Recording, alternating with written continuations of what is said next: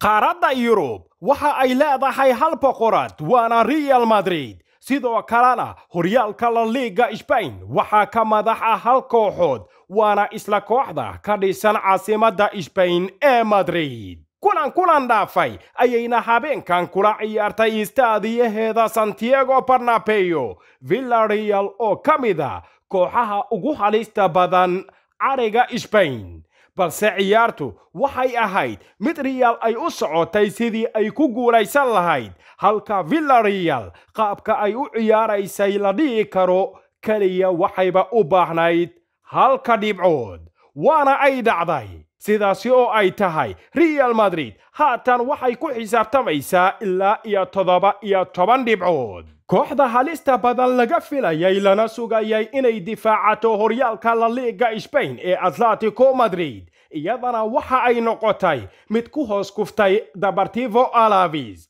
waana sababta aynan u jirin koox ka daba hadli karta Real Madrid halka hoyga kooxda Brentford filinkii horarka ee loogu shiday Arsenal uu ilaa iyo haatan ka bixi layahay xasuusaha kooxaha ugu halista badan ee Premier League waxa isgaysay Liverpool oo ah murqaweyntii cariga England iyo midda la isku raacay inay mar kale hanan karto horyaalnimada Ingiriiska ibtixaanka ay halkaasi ku martayna ma ahayn mid sahlan hase yeeshee kooxda macallimu Jurgen Klopp waa koox haysata karti ay isku furan karto markasta oo ay muujadaha ku adkaadaan waana sababta loogu badinayo in fasalkan uu yahay midkeedii la isku raac halista barxadda yar ee kooxda Brentford ciyaartana waqtigii loogu talagalay waxa ay ku soo idlaatay barbardhac 3-3 ah hase yeeshee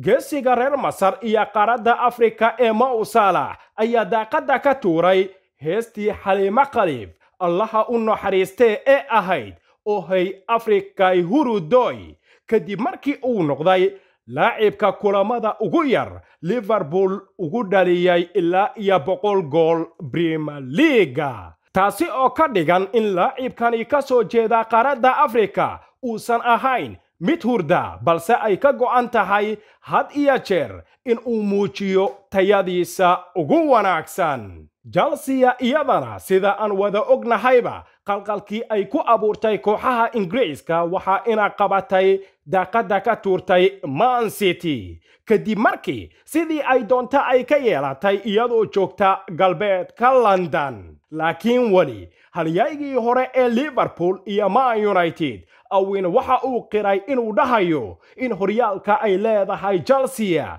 xitaa haddii ay dhacdo in qoray madaxa looga qabto oo wali xogweynta London waxa uu muujinayaa inay tahay mid aysan tayadeeda lumin waad ku mahadsan tahay haddii aad daawanaysay warbixinadan ilaa iyo dhammaadkooda waxaan ahay Maxamed Cabdirasaaq Tolman